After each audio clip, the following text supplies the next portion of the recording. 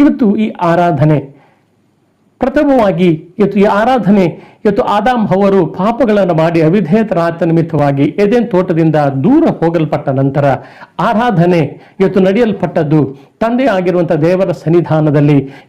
ಆದಾಮ್ ಅವರು ತನ್ನ ಮಕ್ಕಳನ್ನು ಕಾಯಿನ ಮತ್ತು ಹೇಬೇಲನ್ನು ಪಡೆದುಕೊಂಡರು.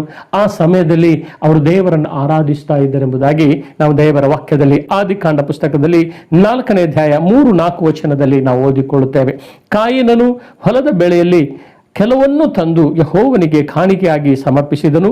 ಹೇಬೇಲನು ಹಾಗೆಯೇ ತನ್ನ ಹಿಂಡಿನಿಂದ ಚೊಚ್ಚಲ ಕುರಿಗಳನ್ನು ಕಾಣಿಕೆಯಾಗಿ ತಂದು ಅವುಗಳನ್ನು ಕೊಬ್ಬನ್ನು ಹೋಮ ಮಾಡಿದನು. ಯೆಹೋವನು ಹೇಬೇಲನನ್ನು ಅವನ ಕಾಣಿಕೆಯನ್ನು ಮೆಚ್ಚಿ ಕಾಯಿನನನ್ನು ಅವನ ಕಾಣಿಕೆಯನ್ನು ಮೆಚ್ಚಲಿಲ್ಲ. ದೇವರಿಗೆ ಸ್ತೋತ್ರ. ಇಲ್ಲಿ ನಾವು ನೋಡುತ್ತೇವೆ, ಕಾಯಿನನು ಮತ್ತು ಹೇಬೇಲನು ಇಬ್ಬರು ದೇವರನ್ನು ಆರಾಧಿಸ್ತಾ ಇದ್ದಂಥ ಸನ್ನಿವೇಶವನ್ನು ನಾವು ಕಾಣುವರಾಗಿದ್ದೇವೆ. ಹಲ್ಲೆಲೂಯಾ.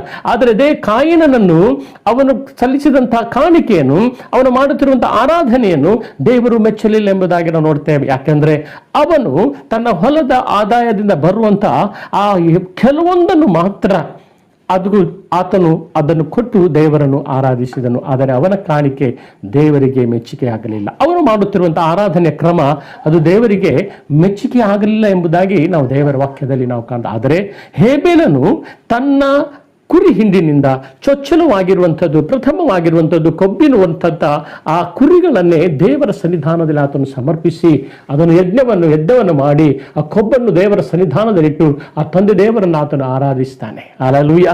ಆ ಆರಾಧನೆ ತಂದೆ ದೇವರ ಸನ್ನಿಧಾನದಲ್ಲಿ ಅದು ಪರಿಮಳಿಸುತ್ತಾ ಗಮಗಮಿಸುತ್ತಾ ಆತನು ಮೇಲೆ ಕೆತ್ತಲ್ಪಡುವಾಗ ಆ ಆರಾಧನೆ ದೇವರು ಮೆಚ್ಚಿದನು. ಹಲ್ಲೆಲೂಯಾ. ಪ್ರಥಮವಾದದ್ದು ಚೊಚ್ಚಲತನವನ್ನು, ಕೊಬ್ಬಾದದ್ದನ್ನು, ಪುಷ್ಟಿಯಾದಂಥದ್ದನ್ನು, ಉತ್ತಮವಾದದ್ದನ್ನು ದೇವರ ಸನ್ನಿಧಾನದಲ್ಲಿ ಆತನು ಸಮರ್ಪಿಸಿದನು.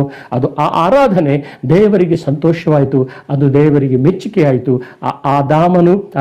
ಆದಾಮನು ಹವ್ವರು ಅವತ್ತು ಅದರ ನಿಮಿತ್ತವಾಗಿ ಪಡೆದುಕೊಂಡಿರುವಂತಹ ಮಕ್ಕಳಲ್ಲಿ ಹೇಬೇಲನ ಕಾಣಿಕೆಯನ್ನು, ದೇವರ ಆರಾಧನೆಯನ್ನು, ಯಜ್ಞ ಹೋಮವನ್ನು ದೇವರು ಮೆಚ್ಚಿದನು ಎಂಬುದಾಗಿ ನಾವು ದೇವರ ವಾಕ್ಯದಲ್ಲಿ ನಾವು ಓದಿಕೊಳ್ಳುತ್ತೇವೆ. ದೇವರಿಗೆ ಸ್ತೋತ್ರವಾಗಲ್ಪಡಲಿ. ಹಾಗೆಯೇ ಇವತ್ತು ನಿನ್ನ ಆರಾಧನೆ ನಮ್ಮ ಜೀವಿತದಲ್ಲಿ ಕೆಲವು ಸಾರಿ ಮಾತ್ರ, ಕೆಲವು ಗಳಿಗೆಯಲ್ಲಿ ಮಾತ್ರ, ಕೆಲವೊಂದು ಸಾರಿ ಮಾತ್ರ ನಾವು ಕರ್ತನನ್ನು ಮೆಚ್ಚಿಸುತ್ತಾ ಇವತ್ತು ನಾವು ದೇವರನ್ನು ಆರಾಧಿಸ್ತಾ ಇದ್ದೇವೆ. ಅಥವಾ ಉತ್ತಮವಾದದ್ದು, ಎಲ್ಲ ವಿಷಯದಲ್ಲಿ ಪ್ರಥಮವಾಗಿ, ಎಲ್ಲದಕ್ಕಿಂತಲೂ ಮೊದಲಾಗಿ, ಎಲ್ಲದಕ್ಕಿಂತಲೂ ಪ್ರಾಮುಖ್ಯವಾಗಿ ದೇವರನ್ನು, ದೇವರ ಸನ್ನಿಧಿಯನ್ನು, ದೇವರ ಪ್ರಸನ್ನತೆಯನ್ನು, ದೇವರನ್ನು ಆರಾಧಿಸುವಿಕೆಯನ್ನು ನನ್ನ ಜೀವಿತದಲ್ಲಿ ನಾವು ಪ್ರಾಮುಖ್ಯತೆಯನ್ನು ಕೊಟ್ಟು ನಾವು ದೇವರನ್ನು ಆರಾಧಿಸುವುದಾದರೆ ನಮ್ಮ ಜೀವಿತವನ್ನು, ನಮ್ಮ ಆರಾಧನೆಯನ್ನು, ನಮ್ಮ ಸ್ತುತಿಯನ್ನು, ನಮ್ಮ ಪ್ರಾರ್ಥನೆಯನ್ನು ದೇವರು ಮೆಚ್ಚುವಂಥವನು ಆತನಾಗಿದ್ದಾನೆ. ದೇವರಿಗೆ ಸ್ತೋತ್ರವಾಗಲ್ಪಡಲಿ. ಹಲ್ಲೆಲೂಯಾ.